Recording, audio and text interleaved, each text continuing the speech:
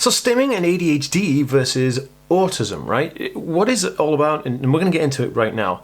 So there are two different types of things we got to think about here, right? So if you're on the autism spectrum and you don't have an ADHD comorbid diagnosis, which basically means co-occurring. That means you have autism and ADHD kind of together in this weird marriage. Then you may also have stimming, sensory issues, or stimming issues, right? Now, I'm going to get into all of that right now, but before I do, I just want to say thanks for joining me on this channel. My name is Dan and I have autism and I do weekly videos all about this stuff. So if you want to subscribe, make sure to hit the subscribe button down below. Okay, so in terms of ADHD stimming versus autism and stimming, there is quite acute differences, okay? So stimming, the word stimming, is short for self-stimulatory behaviour. And basically, in a nutshell, what does that mean? Well, it means that stimulatory behaviour or self-stimulatory behaviour is almost like a self-soothing behaviour.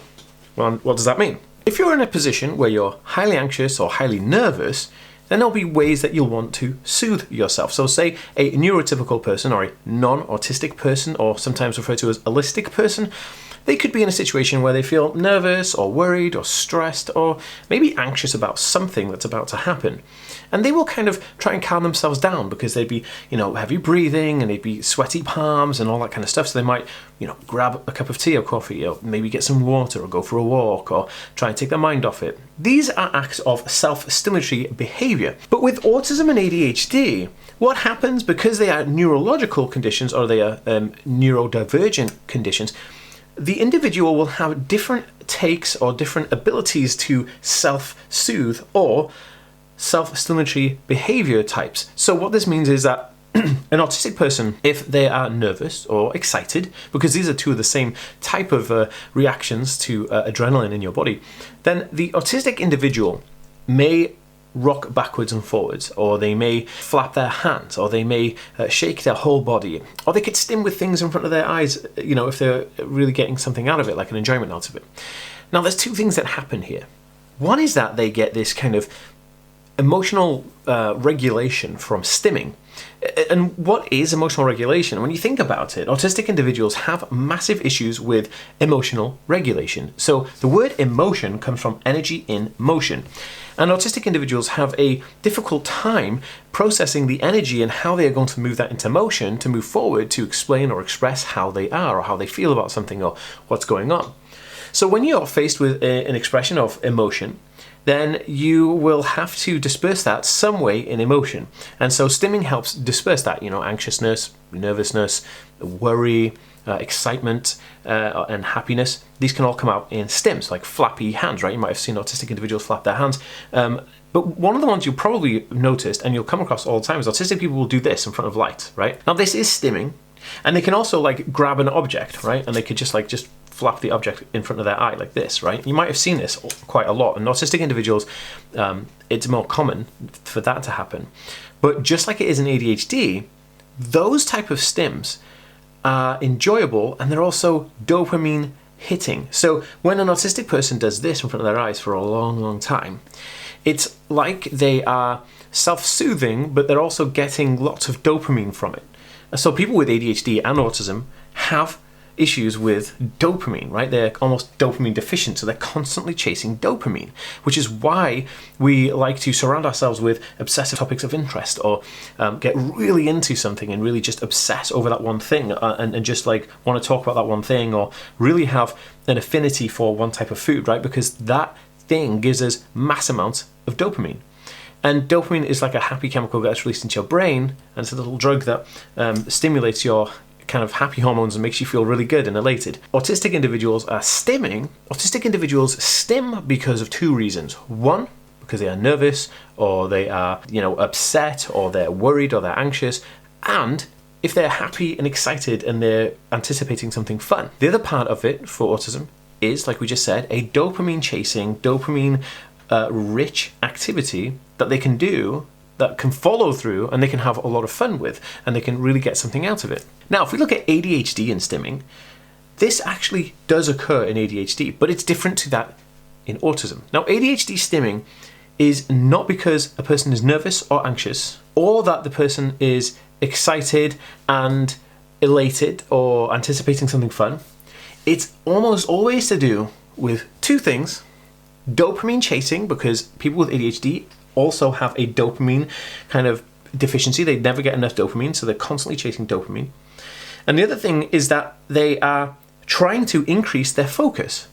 Now, you've heard that kind of age-old tale, right? Where if you chew gum or like you're, sucking on a candy, like a hard-boiled candy, then your concentration can improve. And why is this? Because your brain has actionable tendencies to want to wander off to do multiple things, right? So, you've seen the expression of iPad kid, where they can't sit down and watch the iPad. They have to move around and dance about because they're trying to soothe the part of their brain or their personality that wants to be active and do all this kind of impulsive stuff. But they also want to watch the show on the iPad or play the game or whatever. And that is specifically how the ADHD brain is kicking butt. Because ADHD is, when you have the hyperactivity part of it, then it will be a physical hyperactivity, or you can have the mental hyperactivity where you can't stay focused on one thing. So how do you combat focus if you have ADHD? Well, there's simple ways of increasing focus, and I go into all details about this in another video specifically on focusing for people with ADHD and autism issues. But think about it. If you are keeping your brain kind of busy and active by flapping your hands or doing this or stimming in a way, rocking backwards and forwards or whatever, it will be more beneficial for you because you'll be able to focus on something if you have a problem with focus. ADHD people will stim in times of needing to focus and needing to find dopamine. And actually at the same time, you can combine those two and you'll get a dopamine-rich focus engagement, which is one of the ways that people with ADHD will find better ways to manage their well-being in terms of focus for work, productivity, and all that kind of stuff. Now, that is the overall nutshell, but that's not the only thing. People with ADHD can stim when they're nervous or they are excited. Now, I know it's contradictory to what I said before, but actually, I do believe that ADHD and autism are comorbidly co-occurring together in most cases, almost all cases. I know you can get an isolated diagnosis of either autism or ADHD, but I do believe that they come as a package. Now, this is just my personal belief in it, because I have seen personally people with ADHD who will stim in situations of anxiety, nervousness, or irritability, not in a way of dopamine chasing or focus creation. This is simply the same way as an autistic individual will stim. Now, a lot of people will kind of tell you that stimming is something that you can do voluntarily, that is just something that happens, but actually, in actual fact, if you look at most cases of stimming is something that happens involuntary because you are unaware of the fact that your body is almost convulsing to want to do something about the energy that you've got about the anxiety or the worry or the problem that's going to occur or the excitement or the the interest in something that's going to happen. So because of that, I do believe that there is a lot of misconceptions around stimming, especially when it comes to people with ADHD and especially when it comes to people on the autism spectrum. You'll have people saying that they're doing stim dancing or they're doing a stim routine. That is not stimming. That is actually dopamine seeking activity for physical kind of exercise. I get a mass dopamine hit when I go running, right? But I wouldn't say that's stim running, that's just running because I want to have that energy. But people with autism and ADHD have high amounts of energy and motivation to do stuff, and they're just this kind of ball of energy, and they need to get that out. So dancing and exercising and playing with fidget toys, that's a way of getting out the energy, but that doesn't mean that you are stimming. Stimming is something that happens involuntarily. I don't know that I'm stimming when I'm stimming, right? Because it's something that happens, if I'm nervous and I'm irritable leg syndrome, or I'm rocking backwards and forwards, or I'm flapping my hands, I don't know that I'm doing that because it's something that's just happening. My body is urging myself to do that because it's a response to something that's happening kind of subconsciously, right?